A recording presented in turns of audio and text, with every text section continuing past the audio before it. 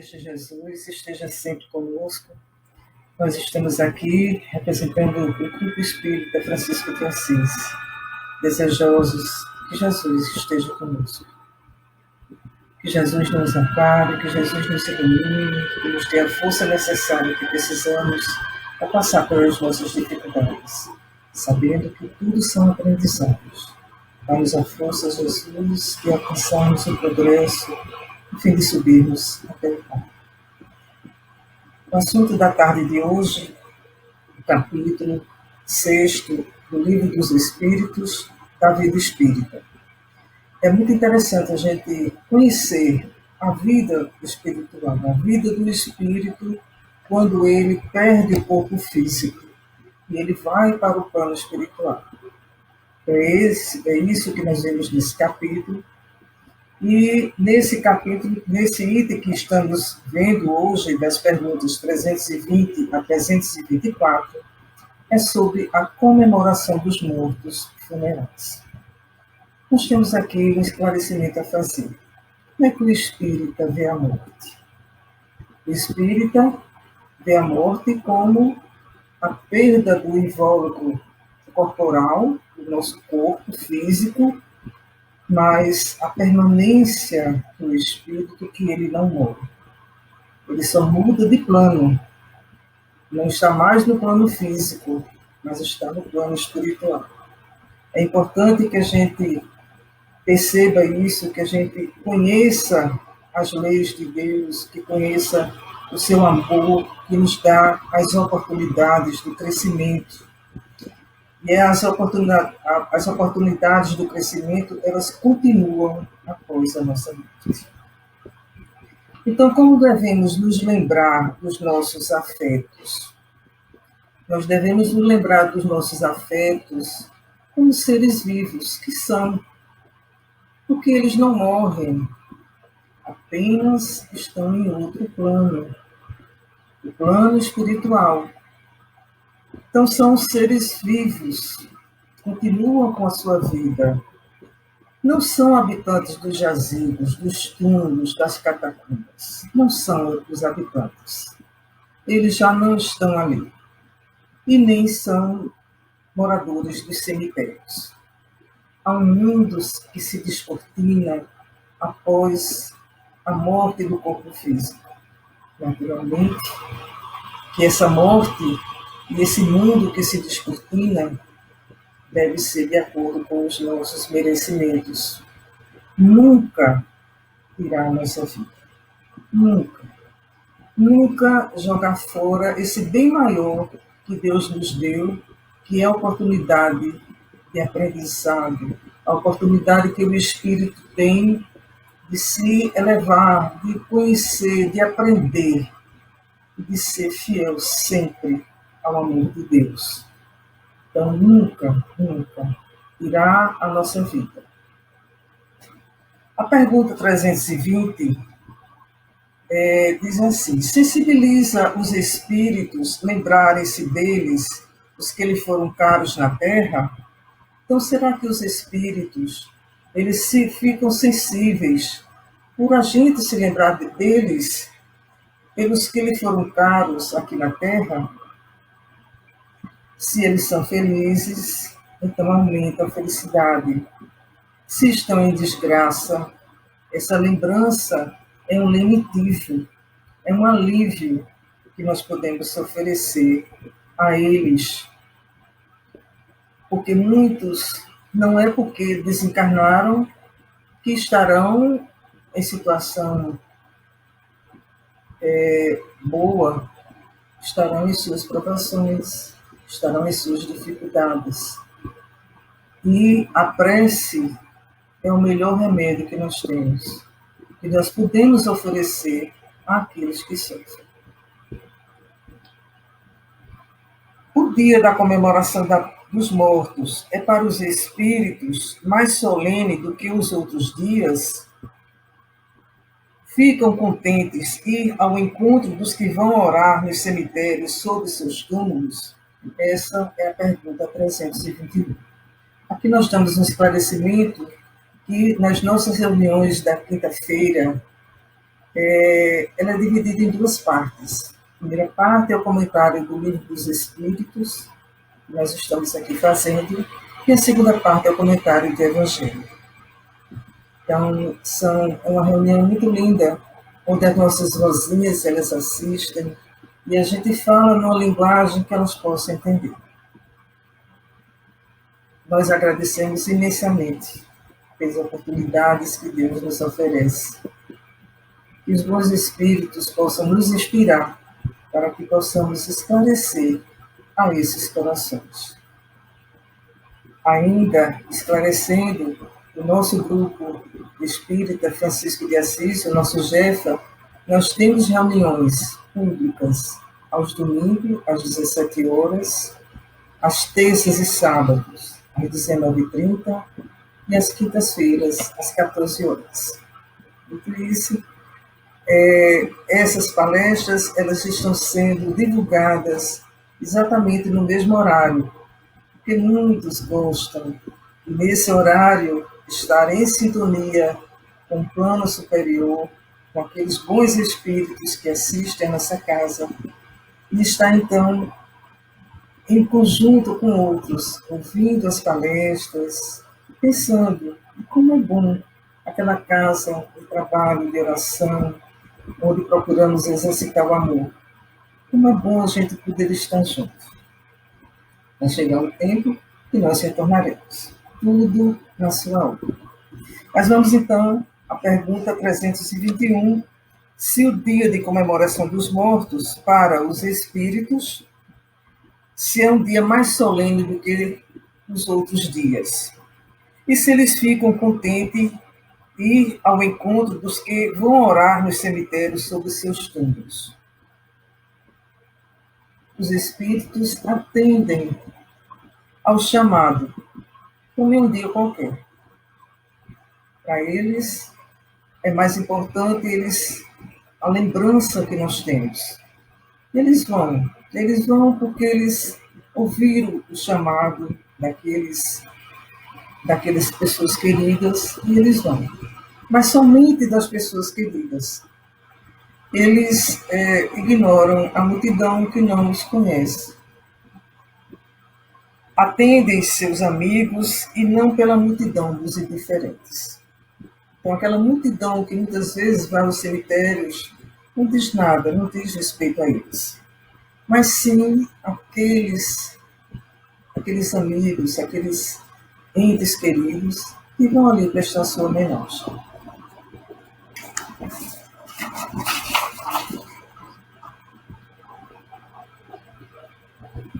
Eles vão ao cemitério ou a qualquer outro lugar. Se nós vamos a um centro, se nós vamos a uma igreja, a um templo, e nós nos recordamos deles, pedimos as bênçãos de Jesus para eles, nos recebe também a nossa lembrança. Eles estão agradecidos quando enviamos as nossas orações, os nossos desejos sinceros de que eles estejam bem. Nossos amores não estão encerrados nos caixões. A gente tenha consciência disso.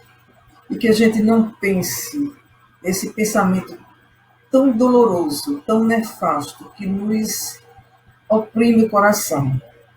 Nossos amores não estão encerrados nos caixões. Onde é que eles estão? Eles estão em atividades ou em recuperação. Eles estão fazendo seus trabalhos, já passaram por aquele período de perturbação, estão fazendo seus trabalhos, estão se desenvolvendo, estão estudando, ou estão em um hospital no plano espiritual, que acolhe a cada um deles, se há necessidade. Nesse acolhimento, é preciso que nós deixemos que eles passem esses períodos, que nós não vamos tirar da escola, do trabalho, né, ou de um hospital, uma pessoa nossa. Não vamos.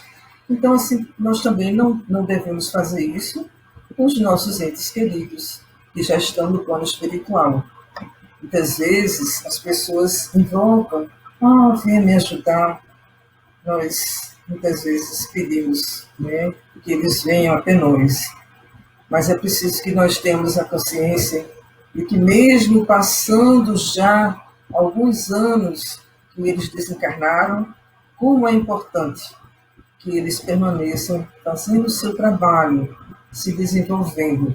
A gente vai tirar eles do trabalho que eles estão fazendo lá no plano espiritual, né? Vai tirá-los da escola, onde eles estão aprendendo tantas coisas boas, sejam jovens, sejam adultos, sejam crianças. Então, nós não temos esse direito. Que nós possamos honrar a sua lembrança, falar de saudade, fazendo as nossas orações, mas sem desejar que eles estejam junto de nós, principalmente para resolver problemas. Às vezes a gente desejaria tanto que os nossos pais estivessem junto da gente, mas nós temos os nossos anjos guardiães, nós temos os bons espíritos que estão sempre ao nosso lado. Nós temos Jesus, nós temos Maria de Nazaré, Maria, que é nossa mãe protetora, que nos inspira tanto na assistência às nossas famílias, que nós possamos pedir ajuda a eles e aos nossos entes queridos, que eles recebam somente as boas recordações, as boas lembranças, os bons pensamentos. Camilo Castelo Branco, no livro Memórias de um Suicida, ele via numa tela cinematográfica, no plano espiritual, as pessoas que oravam por ele aqui na Terra. Então, mesmo as pessoas que cometeram suicídio, elas também recebem as nossas orações. E nós devemos nos lembrar sempre deles, porque são aquelas pessoas equivocadas que tiraram as suas próprias vidas e se deixaram levar pelos pensamentos negativos, que se deixaram levar pelas más influências, e aí tiraram o bem maior que Deus nos deu. Mesmo essas pessoas recebem ajuda quando elas compreendem que fizeram de mal a si mesmos. No momento que pedem a Jesus que os ajude, a ajuda de imediato chega. Quem chega é Maria de Nazaré, na sua caravana de luz, singrando aquele ambiente escuro, chega luminosa, cheia de luz e cheia de amor, para acolher aquilo que é. Porque, como disse Jesus, nenhuma ovelha do seu rebanho fica desgarrada. E é Maria de Nazaré quem vai recolher. Mas sabemos que o sofrimento daqueles que se vão dessa forma é muito grande, porque eles pensam que vai acabar com tudo. Essa morte não existe. E eles se veem vivos em situação lamentável. Porque, mais uma vez, nós dizemos, o espírito não morre, a morte não existe. Existe a falência do corpo físico, mas não a falência do corpo espiritual. As nossas palavras, recordações, atingem os espíritos e os influenciam.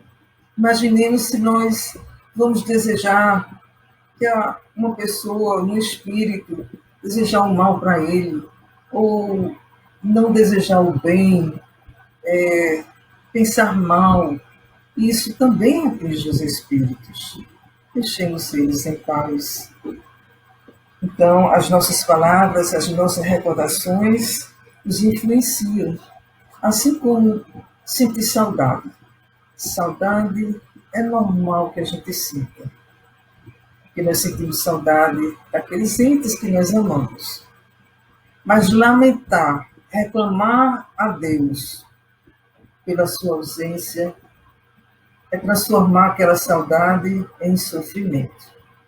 E assim, aquele espírito, aquele ente querido que está lá no plano espiritual, quando ele sente aquele sentimento de revolta, de lastimação a Deus, porque tirou a sua vida, então eles se afastam. Eles não se aproximam porque as vibrações já não são de amor, nem de carinho, nem de saudade, mas é de revolta contra Deus. Então devemos emitir palavras tranquilizadoras e nos lembrarmos, termos felizes recordações. Nos lembremos dos bons momentos que passamos. Eles também têm saudade. E esse sentimento, né, de revolta, de tristeza, de injustiça divina, afastam a eles de nós. A prece dulcifica a saudade, aproxima as almas e reconforta o espírito. Então, é uma saudade que fica mais adocicada quando nós emitimos as nossas preces. Na pergunta 322, diz assim: e os esquecidos, cujos túmulos ninguém vai visitar? Também lá, mesmo esquecidos, comparecem e sentem algum pesar por verem que nenhum amigo se lembra deles? Existem tantos, né? E não há ninguém que vá visitá-los. São pessoas que muitas vezes não se conhecem. O que acontece com esses espíritos? Eles também são esquecidos? A resposta dos espíritos, no livro dos espíritos, resposta dos espíritos superiores, porque Allan Kardec, ele fazia as perguntas e espíritos superiores, espíritos de escola, que respondiam a ele. E ele fez várias perguntas. O livro dos espíritos é recheado de questões que vêm nos esclarecer. E essas respostas que Allan Kardec recebia, chegavam de várias partes do mundo.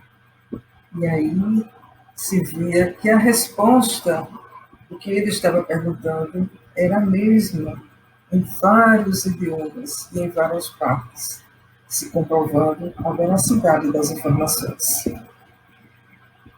E para esses espíritos, os esquecidos, que não importa a Terra. Se eles já estão em outro plano, se eles já descortinam um universo inteiro a desvendar oportunidades de trabalho, oportunidades de crescimento, de estudo, de aprendizado.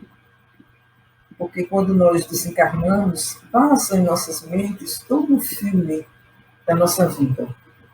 As oportunidades que nós perdemos, que desperdiçamos, que viemos aqui fazer, se alcançamos os objetivos, o que precisamos fazer para alcançá-los. Então, nesse filme que nós vemos, nos é mostrado o que nós podemos fazer para corrigir os nossos erros, corrigir aquilo que fizemos de errado com alguém. E quando o espírito está preparado, ele então tem a oportunidade de frequentar as escolas espirituais, de fazer algum trabalho. Nos lembremos do filme Nosso Lar, quando o André Luiz chegou e ele foi trabalhar então nas câmaras, onde aqueles espíritos ali dormiam e era muito trabalho. Ele não foi como médico, ele foi como trabalhador da limpeza, da faxina. Mas as oportunidades chegam para todos nós. Como deve ser bom poder trabalhar. Nós pedimos sempre a Deus que nos dê a oportunidade de ter uma vassourinha na mão quando nós desencarnarmos. Qualquer trabalho será muito bem-vindo, porque imaginar que nós ficaremos em cima de uma nuvem, olhando, né, os outros, sem nada para fazer, deve ser uma verdadeira tortura. Esse céu, ele não existe. O céu que existe é o céu do trabalho, do amor ao próximo. A pergunta 323 diz assim: a visita de uma pessoa a um túmulo causa maior contentamento ao espírito, cujos despojos corporais aí se encontrem, do que a prece que por ele faça essa pessoa em sua casa? Então, será que ele vai ficar mais contente pela visita ou pela prece feita em sua própria casa? A visita seria a representação, a exteriorização do sentimento. Mas, na realidade, não importa o lugar. O importante é a prece. É a prece que nós emitimos. E eles recebem essa prece de qualquer lugar em que nós estejamos. Já disse antes e vou repetir. A prece dulcifica a saudade, aproxima as almas e reconforta o espírito.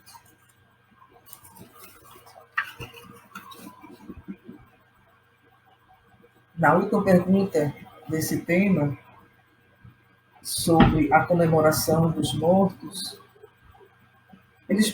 Kardec pergunta o seguinte: os espíritos das pessoas a quem se erigem estátuas ou monumentos assistem à inauguração de umas e outros e experimentam algum prazer nisso? E a resposta é que eles valorizam muito mais a lembrança que deles guardam os olhos. Eles podem até estar quando há uma homenagem, mas eles guardam muito mais a lembrança do que uma estátua, por exemplo. Nós ainda estamos em isolamento e nesse isolamento tantas coisas passam pelas nossas cabeças, né? Mas é preciso que nós tenhamos consciência de que Deus, nosso Pai, está no comando. Se Ele está no comando, tudo o que acontece na nossa vida é por permissão dele. Tenhamos essa confiança em Deus, nosso Pai. E não nos falta essa confiança nunca. Então, tiremos dos nossos corações a tristeza, a ociosidade. Tenho uma amiga que de manhã, ela usa um batom clarinho, mas à tarde ela usa um batom um pouco mais escuro. E tem uma outra amiga também muito querida, que na oportunidade que ela esteve no UTI, ela levou sua bolsinha de maquiagem. Para aqui. Nossa, um batom. Porque um batom levanta a alma de uma mulher. Às vezes a gente está em casa, largada, sem ânimo. Um batom nos levanta. Maridos, namorados, querem dar um presente bom, dê um presente de batom para suas companheiras. Nós precisamos ter a alegria de viver. A nossa amiga na UTI, por que ela usava o batom? Porque ela queria se sentir bem, se sentir viva, se sentir apresentável para aquelas pessoas que iam vê-la. Mesmo sozinhas em casa, nós podemos nos sentir assim também. Tenhamos a alegria de viver, tenhamos bom ânimo. Não esquecer as realizações futuras, mas o momento é de vivenciar o agora. Quando a gente fica pensando no futuro, a nossa ansiedade cresce. E aí o tempo não passa, e aí aumenta-se o período de quarentena e a gente vai ficando mais ansioso ainda. Mas devemos viver o agora. E o agora qual é? E a gente tem uma rotina dentro da nossa casa. Hoje é dia de lavar roupa, amanhã é dia de passar, hoje é dia de lavar banheiro, amanhã é dia de passar o pano na casa, e assim a gente vai vivendo. Mas aí a gente vai vivendo de uma forma sabendo que Deus está no comando. tudo é passageiro. Vale a pena viver. É melhor uma pandemia como essa que nós estamos vivenciando do que se fosse uma terceira guerra. Então, nós temos muito que agradecer a Deus. Porque passemos por essa pandemia que atinge a todos os países, todos os países. Se fosse uma guerra, seria muito mais doloroso. As perdas seriam muito maiores. Se está morrendo, gente, está morrendo. Mas numa guerra é muito pior, porque se destrói tantas coisas, tantas construções. Fomos convocados do amor para ajudar.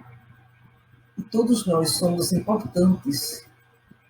Você que está em casa é importante com seus pensamentos. Jesus nos convoca para que nós tenhamos pensamentos positivos. E uma sugestão, uma vez por dia, entrar em sintonia, um plano superior, entrar em sintonia com Jesus. Nesses momentos de prece, que nós possamos, elevando o nosso pensamento, nós agradecermos a Deus, agradecermos pela vida e colocarmos o nosso pensamento de boas vibrações àqueles que necessitam mais, muito mais do que nós. Eu vou ler aqui uma mensagem que é de Santo Agostinho, ainda falando sobre a morte, e que diz assim: a morte não é nada. Eu somente passei para o outro lado do caminho. Eu sou eu, vocês são vocês. O que eu era para vocês, eu continuarei sendo. Me dê o nome que vocês sempre me deram. Falem comigo como vocês sempre falaram. Vocês continuam vivendo no mundo das criaturas. Eu estou vivendo no mundo do Criador. Não utilizem tom solene ou triste, continuem a rir daquilo que nos fazia rir juntos. Rezem, sorriam, pensem em mim, rezem por mim. Que meu nome seja pronunciado como sempre foi, sem ênfase de nenhum tipo, sem nenhum traço de sombra ou tristeza. A vida significa tudo o que ela sempre significou. O fio não foi cortado. Por que eu estaria fora de seus pensamentos, agora que estou apenas fora de suas vidas? Eu não estou longe, apenas estou do outro lado do caminho. Você que ficou aí, que aí ficou, siga em frente. A vida continua, linda e bela, como sempre foi. Que Jesus possa estar sempre conosco. Que nos lembremos dos nossos entes queridos, não nos cemitérios, mas cheios de vida, que o Espírito não morre, cheios de vida plena. Que Jesus possa nos amparar e nos assistir a todos. Muita paz para todos nós. Que assim seja.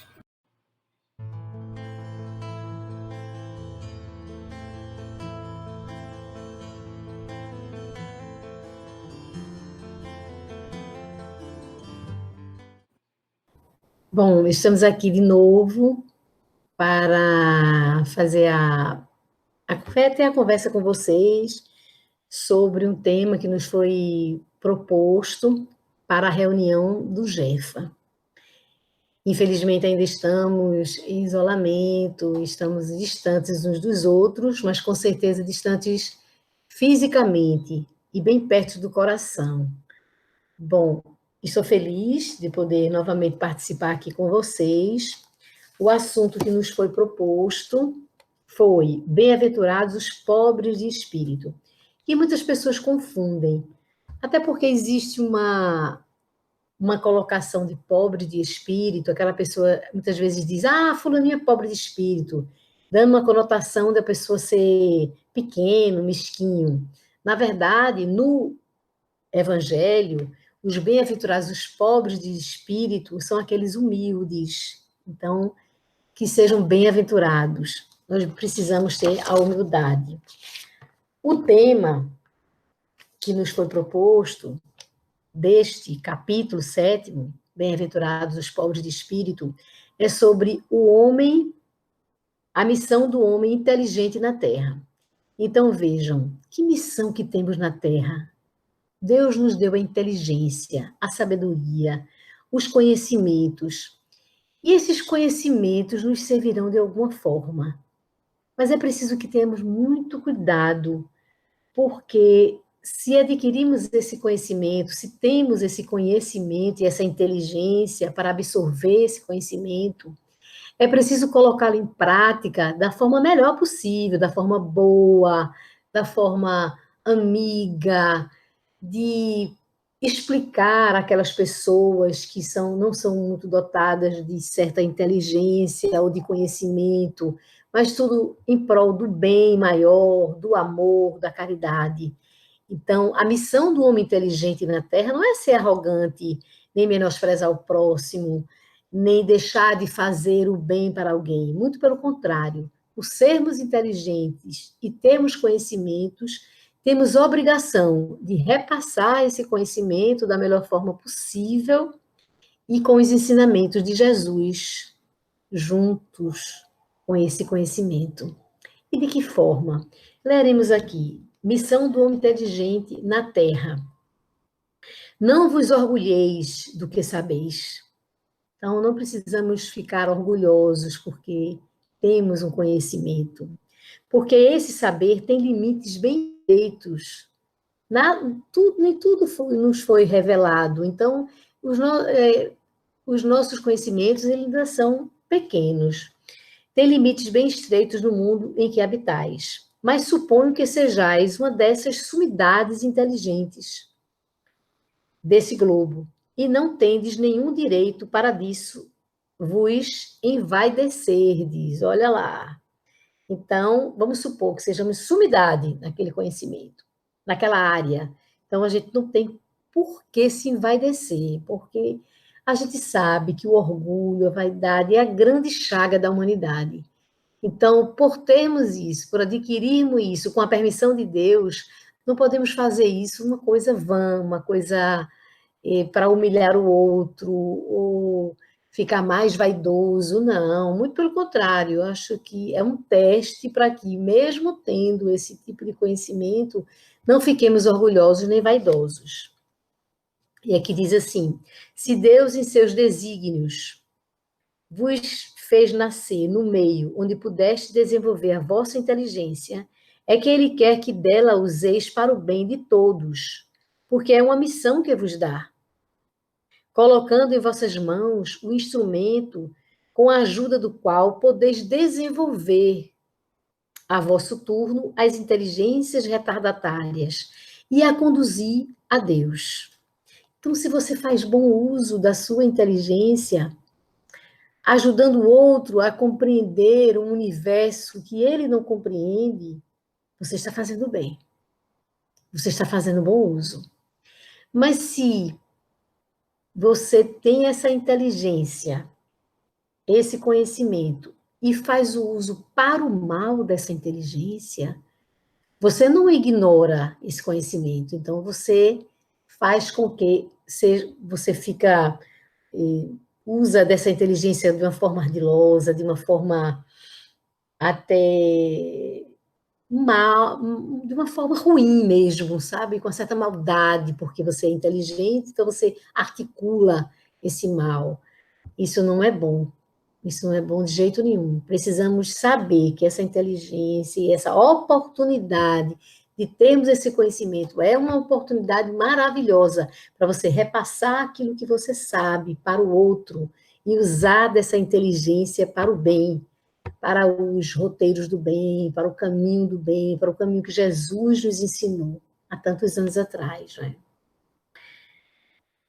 Onde pudeste desenvolver a vossa inteligência, é que Ele quer que dela useis para o bem de todos, porque é uma missão que vos dá, colocando em nossas mãos, aí em vossas mãos, o instrumento com a ajuda do qual podeis desenvolver, a vosso turno, as inteligências retardatárias e as conduzir a Deus. Eu repeti um pouco esse trecho para ficar bem claro, né? Retardatárias e as conduzir a Deus. A natureza do instrumento não indica o uso que dele se deve fazer? A enxada que o jardineiro coloca entre as mãos de seu operário não lhe mostra que ele deve cavar? Então, se Deus nos coloca esse instrumento da inteligência, é para fazer bom uso dela. E que direis se esse operário, ao invés de trabalhar com essa enxada, levantasse a enxada para com ela atingir seu patrão? Então, veja, tem um instrumento e ao invés de cavar para lavrar a terra, ele faz mau uso do instrumento que foi dado. O operário e vai levantar a enxada para atingir o seu patrão. Diris o que isso? Que era horrível e que ele merece ser expulso. Pois bem, não ocorre o mesmo com aquele que se serve de sua inteligência para destruir a ideia de Deus e da providência entre suas mãos? Não ergue contra seu senhor a enxada que lhe foi dada para roçar o terreno? Tem ele o direito ao salário prometido e não merece, ao contrário, ser expulso do jardim? E o será, não duvideis disso, e arrastará existências miseráveis e cheias de humilhações, até que se curve diante daquele a quem tudo deve. Vejam bem, estamos num momento tão delicado do planeta, muito delicado, mas um momento de grande aprendizado, com certeza. Que possamos usar da nossa inteligência que Deus nos deu para encontrar caminhos de ajuda, de colaboração, de solidariedade. Porque aqueles que têm a inteligência têm o poder na mão de poder, o poder de poder ajudar no campo da saúde e desvirtuam, ou seja, não usam essa capacidade neste sentido, neste momento difícil em que todos nós estamos atravessando. O que será? O que poderá acontecer? Será que essas pessoas que estão se aproveitando dessa pandemia, não estou aqui para julgar ninguém, Deus me livre, mas só para questionar, será que essas pessoas que estão usando dessa pandemia para desvirtuar, para não ajudar, muito pelo contrário, para prejudicar, para aumentar os preços, né, desses respiradores, de tudo isso, em prol da saúde humana, ou da vida humana, melhor dizendo? Será que neste planeta de provas e expiações, que está se transformando no planeta de regeneração, será que eles que causaram, que estão causando, que vão causar este mal, com o instrumento da mão da inteligência, com o instrumento do poder, entre aspas, não é? O poder material, desvirtua isso para o mal? Será que ele terá uma nova oportunidade, no meio de tudo isso que está acontecendo, de reencarnar aqui na Terra? Então, eu estou falando de uma forma bem ampla. E nós, o que é que estamos fazendo? Estamos isolados, estamos distantes da nossa família, muitos de nós, outros numa casinha mais simples, outros numa casinha melhor, outros com alimento na mesa, outros sem o alimento. O que é que a gente está fazendo em prol de nós mesmos, daquele do lado, do nosso vizinho que precisa de alguma coisa? Então, precisamos usar a nossa inteligência que Deus nos deu para o melhor. Para o melhor. E aí eu poderia questionar, com todos nós, até comigo. E a gente vai ver seguidamente, através desse livro aqui, que é Boa Nova, que para mim foi psicografado pelo espírito de Humberto de Campos, aliás, foi psicografado por Chico Xavier, pelo espírito de Humberto de Campos, que é muito bonito esse livro, Boa Nova. E eu vou mostrar algumas coisas, algumas passagens de Jesus. Jesus, o símbolo da humildade. Bem-aventurados que são pobres de espírito. Jesus, com toda a sua inteligência, porque ele não só tinha inteligência, mas ele tinha a inteligência da moralidade, né, do caminho do bem. Tudo isso, toda essa sapiência de Jesus, né, ele usou de forma humilde, sem subjugar ninguém, sem mostrar que sabe, né, com tudo. Eu fiz essa comparação, logicamente, também de uma forma bem extremada ou extremista, porque a gente não se compara com Jesus.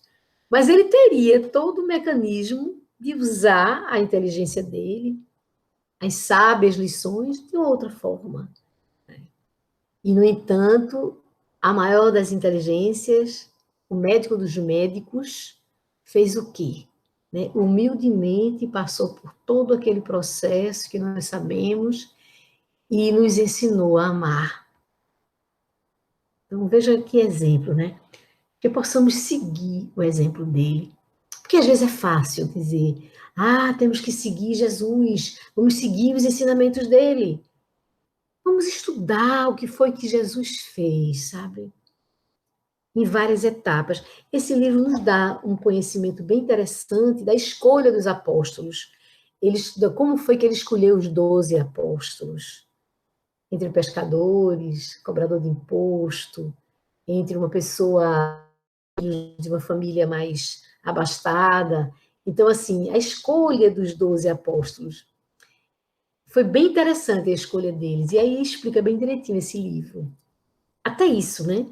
Ele teve essa inteligência, essa sapiência de perceber que os 12, aqueles 12, eram importantes para o caminho, para a boa nova, para espalhar o evangelho.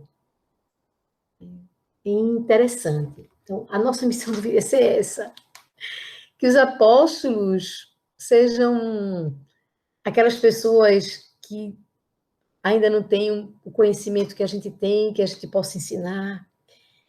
Os apóstolos são aqueles estranhos que nos encontramos e às vezes nem ouvimos, nem damos a mão para atravessar uma rua.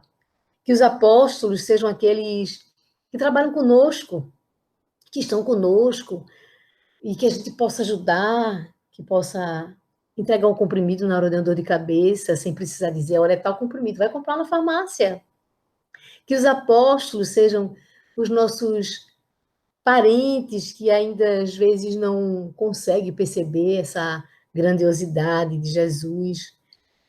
Que nós sejamos apóstolos também, daqueles que sabem bem mais, daqueles mais inteligentes, e que moralmente sejam tão capazes de nos ajudar, e possamos ter a humildade de ser apóstolos também. Que transformemos esse planeta de alguma maneira, que a gente não pode fazer o planeta inteiro, nós, né, não podemos reunir o planeta inteiro, nós podemos orar por cada parte do planeta, orar para que todos esses espíritos que estão trabalhando diariamente nessa transição planetária, que possam receber energias boas nossas. Tantas coisas podemos fazer. Essa é a missão do homem inteligente na Terra.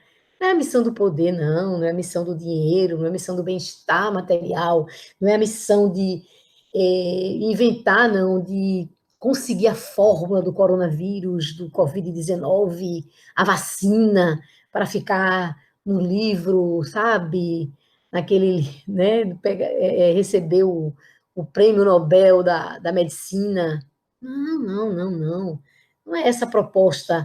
Não foi essa a proposta de Jesus na época e não é essa a proposta dele agora. A proposta dele é que nós possamos, em cada casa que tivermos, com a nossa família, com os mais próximos, ajudá-los.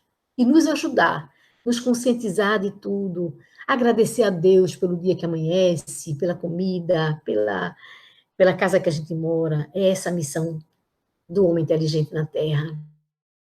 E o Evangelho diz isso muito bem. Continuemos, né? E o será, não duvideis disso, e arrastará existências miseráveis e cheias de humilhações, até que se curve diante daquele a quem tudo deve. Então, aquele que não cumpriu sua missão precisa ser cumprida de alguma maneira. A inteligência é rica de méritos para o futuro, mas com a condição de ser bem empregada. Se todos os homens dotados se servissem dela segundo os desígnios de Deus, a tarefa dos espíritos seria fácil para fazer a humanidade avançar. Se todos, né? Infelizmente, muitos fazem dela um instrumento de orgulho e de perdição para si mesmos. A gente pode parar, né, e pensar dessa oportunidade que cada um de nós estamos tendo nessa pandemia. Que oportunidade maravilhosa. Que possamos aproveitá-la mesmo, sabe? Com inteligência. Que usando dessa inteligência que Deus nos deu, dessa sabedoria, né? De uma certa forma, dessa grande doutrina que está bem perto de nós, que a gente pode entender o que está acontecendo. Não completamente, mas uma grande parte de entendimento. Tem muitas pessoas orando, que essa pandemia se acabe, que pare logo isso, pelo amor de Deus, que todos fiquem bem, que esse vírus vá embora. Claro que a gente torce para que ele vá embora. Será que esse é o pedido que Jesus faria? Que Jesus faria para todos nós? Será que ele pediria a Deus, nosso Pai, que essa pandemia fosse embora e que todo mundo ficasse bem? Eu acredito que não. Nós acreditamos que não. Jesus pediria paciência, resignação para todos nós, que cada um passasse por aquilo que fosse necessário para o aprendizado e o amadurecimento do espírito. Ele passou pela crucificação e em nenhum momento ele disse: Pai, me livra disso aqui. Eu não vou precisar passar por essas dores todas, não. Deixa, eu dou outro exemplo, eu exemplifico o sofrimento de outra forma. Não. Ele aceitou com resignação tudo aquilo que ele passou na cruz.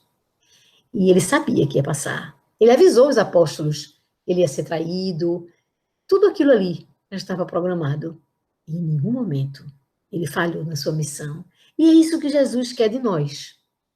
E olha que não precisamos de tantas coisas, né? Hoje não somos crucificados, nem somos devorados por leões. Né? Naquela época era muito mais difícil.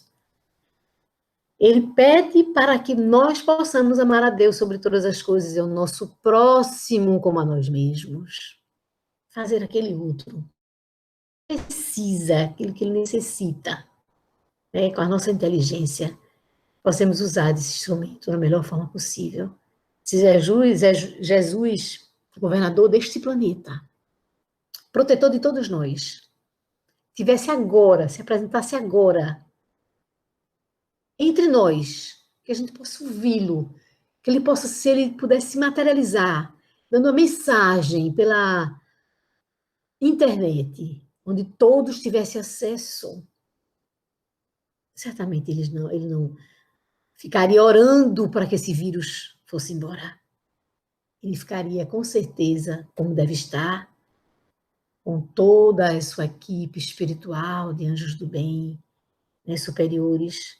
Com certeza ele está pedindo para que esse vírus possa penetrar no coração de cada ser humano e que cada ser humano possa ter misericórdia para com o outro, solidariedade para com o outro. Era isso que Jesus estaria pedindo agora, numa rede internacional, que todos pudessem ouvir, no planeta inteiro, que cada um pudesse se abaixar, ser humilde, resignado, que tivéssemos fé, esperança, porque sabemos que tudo passa, mas enquanto não passa, que possamos passar com inteligência. Essa inteligência que Jesus com certeza nos pediria. E em última análise, uma última, talvez, frase dele, ele diria: que seja feita a vontade de Deus, nosso Pai que está no céu. E que todos nós compreendamos isso.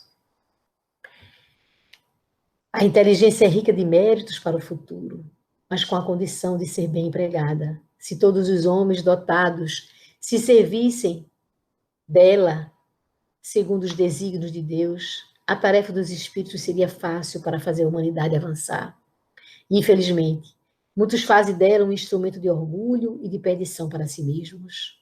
O homem abusa da inteligência como de todas as outras faculdades.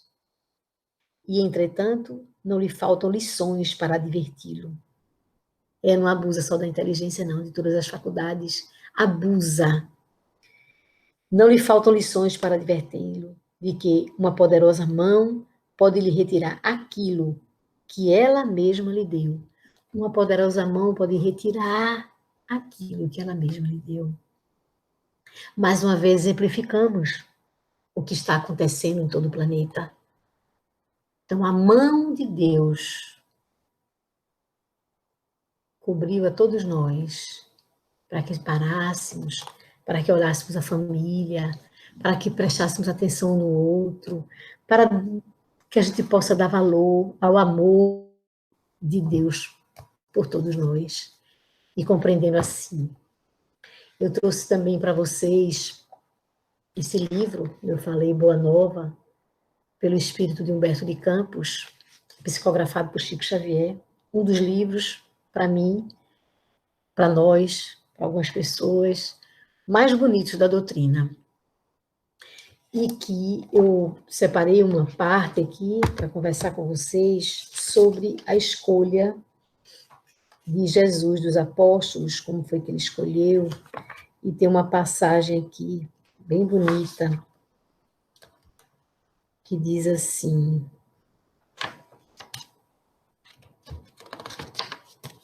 nas primeiras pregações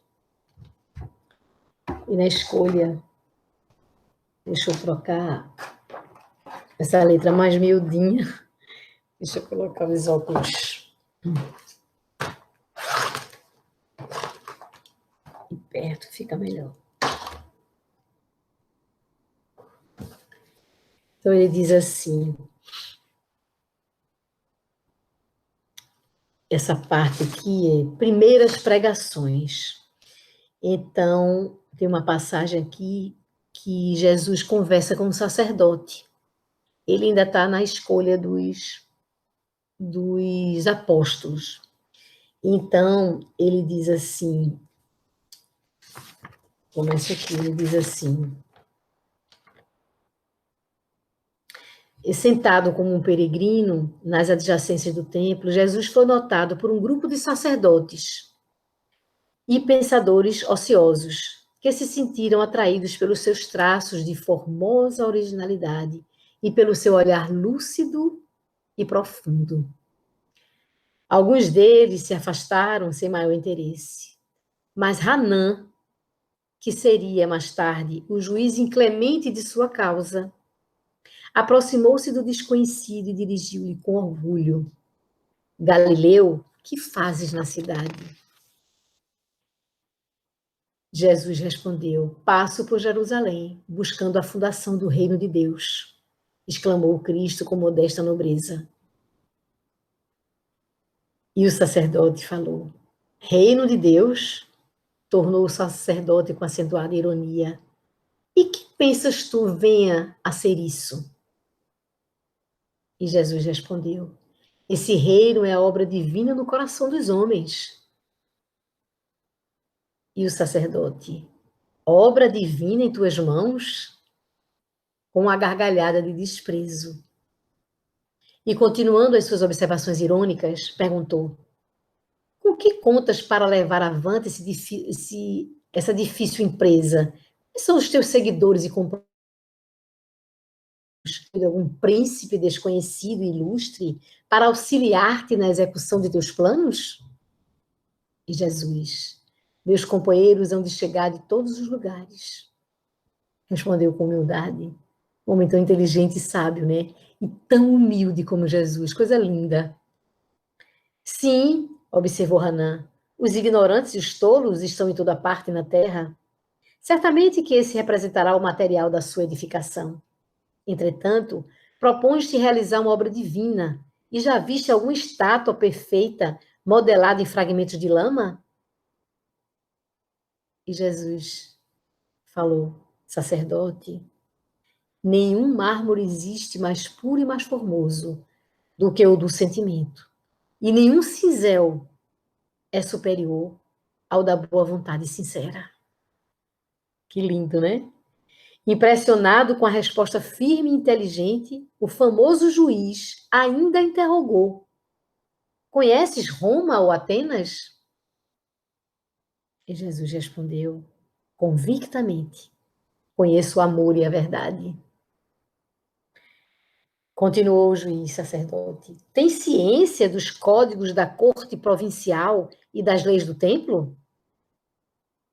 Inquiriu inquieto. E Jesus, com serenidade, brandamente: Sei qual é a vontade de meu Pai que está nos céus. O sacerdote contemplou irritado e, dirigindo-se um sorriso de profundo desprezo, demandou a torre Antônia em atitude de orgulhosa superioridade. E Jesus seguiu. Foi escolhendo os seus discípulos. E vejam de forma tão humilde ele chegou, de tamanha inteligência, né? E de humildade. Jesus aproximou-se do grupo e assim de 2 deles desembarcaram em terra, falhou-lhes com amizade. Simão e André, filhos de Jonas, venho da parte de Deus e vos convido a trabalhar pela instituição de seu reino na terra. André lembrava-se de já o ter visto em alguma outra cidade e do que lhe haviam dito a seu respeito, enquanto Simão, embora agradavelmente surpreendido, o contemplava. No entanto, quase a um só tempo, dando expansão aos seus temperamentos acolhedores e sinceros, exclamaram respeitosamente: Sede bem-vindo. Jesus, então, lhes falou docemente do Evangelho, com o olhar incendido de júbilos divinos. Seguindo mais adiante, Jesus perguntou: Que fazes tu, Levi? Foi o seguinte: Jesus os abraçou com imensa ternura e, como os demais companheiros se mostrasse admirados, conversações, acompanhado de ambos e de grande grupo de curiosos, se encaminhou para o centro de Cafarnaum. Entrou calmamente na coletoria e, avistando um funcionário culto, conhecido publicano da cidade, perguntou-lhe: Que fazes tu, Levi? O interpelado fixou com surpresa, mas seduzido pelo suave magnetismo do seu olhar. Mais uma vez, né? O suave magnetismo do olhar. É muito bonito, né? Ai, meu Deus, eu fico imaginando assim, Jesus olhando para todos nós. Por isso que é preciso que a gente tenha esse sentimento no coração, para que ele olhe para todos nós com carinho, sabe? E com alegria também, felizes de ter plantado isso tudo. Porque ele plantou isso há mais de 2000 anos atrás. E ainda cometemos erros, falhas, somos pequenos. Mas mesmo assim, ele tem misericórdia. O interpelado fixou com surpresa, mas seduzido pelo suave magnetismo em seu olhar, respondeu sem demora: Recolhe os impostos do povo, devidos a Herodes. E Jesus falou: Queres vir comigo para recolher os bens do céu? Levi, que seria mais tarde o apóstolo Mateus, sem que pudesse definir as santas emoções que lhe dominaram a alma, atendeu comovido: Senhor, estou pronto. Então vamos, disse Jesus, abraçando. Em seguida, o numeroso grupo se dirigiu para a casa de Simão Pedro, que oferecera ao Messias acolhida sincera em sua residência humilde, onde o Cristo fez a primeira exposição de sua consoladora doutrina, esclarecendo que a adesão desejada era a do coração sincero e puro, para sempre, às claridades do seu reino. Iniciou-se naquele instante a eterna união dos inseparáveis companheiros. Foi ali que se iniciou, né, o primeiro evangelho no lar, na casa de Simão Pedro. E continua. Na tarde deste mesmo dia, o mestre fez a primeira pregação de Boa Nova, na praça ampla, cercada de verdura e situada naturalmente junto às águas. No céu, vibravam harmonias vespertinas, como se a tarde possuísse também uma alma sensível. As árvores vizinhas acenavam, os ramos verdes ao vento do crepúsculo, como mãos da natureza que convidasse os homens à celebração daquele primeiro ágape. As aves ariscas pousavam de leve nas alcaparreiras mais próximas, como se também desejasse senti-lo, e na praia, de pescadores rústicos, de mulheres aflitas por continuadas flagelações, de crianças sujas e abandonadas, misturados publicanos pecadores com homens analfabetos e simples, que haviam acorrido, ansiosos por ouvi-lo. Jesus contemplou a multidão e enviou-lhe um sorriso de satisfação, contrariamente às ironias de Haná, contrariamente às ironias do sacerdote e do juiz, Hanã. Ele aproveitaria o sentimento como mármore precioso e a boa vontade como cinzel divino. Foi o que ele disse, né? O sentimento como mármore e o cinzel com a boa vontade. Os ignorantes do mundo, os fracos, os sofredores, os desalentados, os doentes e os pecadores seriam em suas mãos o material de base para a sua construção eterna e sublime. Os ignorantes do mundo, os fracos, os sofredores, os desalentados, os doentes e os pecadores seriam em suas mãos o material de base para ele fazer o quê? A estátua do amor, do mármore, do cinzel que ele ia ali, ó, fazer a imagem de cada um. Que é o cinzel do amor, né? O cinzel divino, de Deus. Em suas mãos, o material de base para a sua construção eterna e sublime. Converteria toda a miséria e toda a dor num cântico de alegria. E, tomado pelas inspirações sagradas de Deus, começou a falar maravilhosa beleza do seu reino. Magnetizado pelo seu amor, o povo o escutava no grande transporte de ventura. No céu havia uma vibração de claridade desconhecida. Ao longe, no firmamento de Cafarnaum, o horizonte se tornara um deslumbramento de luz. E bem no alto, na cúpula dourada e silenciosa, as nuvens delicadas e alvas tomavam a forma suave das flores e dos arcanjos do paraíso. Que lindo, né? Todo o céu, sabe? Toda a luminosidade dos espíritos superiores que o acompanhavam, né? Que acompanhou nessa trajetória. Que lindo! Então, ele contemplou, ele escolheu os mais humildes, ele escolheu a dedo os 12 apóstolos. Eu não vou continuar, primeiro pelo tempo, e depois para dizer a vocês que é tão importante, se vocês tiverem a oportunidade de ler a Boa Nova, ou de reler aquele que já leu, para poder compreender melhor, sabe, toda essa trajetória de Jesus. E podemos analisar, já que estamos com mais tempo, né, nesse isolamento, analisar mesmo as nossas caminhadas. Será que ele aproveitaria o sentimento como um mármore precioso, né? O mármore precioso e o cinzel como instrumento divino para que aqueles 12 apóstolos pudessem levar a boa nova para tantos outros. Ou seja, ele, com a sua inteligência divina, iria preparar 12 apóstolos para que desse continuidade à boa nova. Aqueles que precisavam ouvir e entender e compreender a missão do homem na Terra. A missão inteligente do homem na Terra, que foi o tema proposto pelo nosso Evangelho. Esse texto aqui, porque esse livro ele é dividido por capítulos. Esse é Primeiras Pregações de Jesus, Boa Nova. Tem alguns itens a Boa Nova, uma delas é essa. Então, temos 30 itens, lindíssimos, muito bem colocados, explicando, né, cada um a cada escolha dos apóstolos. E a última passagem,